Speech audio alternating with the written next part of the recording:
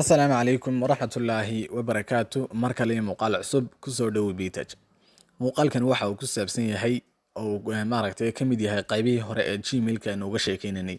Muuqaalkani hadda waxa uu ku saabsan yahay sida Gmail-ka looga saaro mobilkaaga ama qof kale hadduu Gmail-kiisa gashaday mobilkaaga sidaad markaasi uga remove garin lahayd. Kusoo dhowo muuqaalka.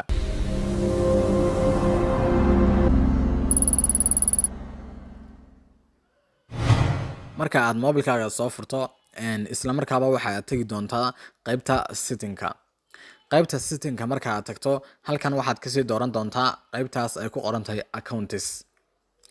accounts marka aad doorato halkanna waxaad kasii dooran doontaa markaasi accounts markaad sii doorato halkan markaasi wuxuu kaaga soo saari doonaa gmailadii kugu jiray mobilkaaga ama hal gmail haddii kugu jiray midii kugu jirtay markaasi kaaga soo saari doonaa ama kii aad doonaysay inaad ka saarto mobilka ayuu halkan kaaga soo saari doonaa marka aad rabto inaad ka saarto gmailka mobilka halkan aad markaasi gmailkaasa ugu dul dhufan doontaa.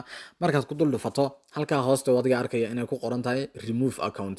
Haddii aan imika remove ku dhufto halkaa hoose waa kaa soo dhigaya remove. Haddii aan ku dhufto hadda wuu ka baxaya mobilkayga gmailkaasi.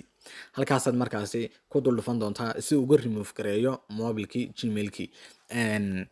Haddii maaragtay ay kugu adkaato in aad markaasi ka remove garin kari weydo oo ama kugu xidho pin code-kaaga ama lock screen-kaaga uu kugu xidho kaliya logaagu mid markaasi gelin doontaa dabadeedna remove baad odhan doontaa uu ka remove gareynaya. Marka haddii uusan halkan kuu soo dhigin oo isla markaaba ayna halkan kaaga soo bixinna 3 dhibcood baa halkaa koonaha markaasi kaaga soo bixi doona haddii aad mobilka la haysatay weeyaan oo noocan ahayn 3 dhibcood marka ku dul dhufato halkaa hooste remove account buu kusoo dhigi doonaa markaasaad halkaasi remove ka siin kartaa.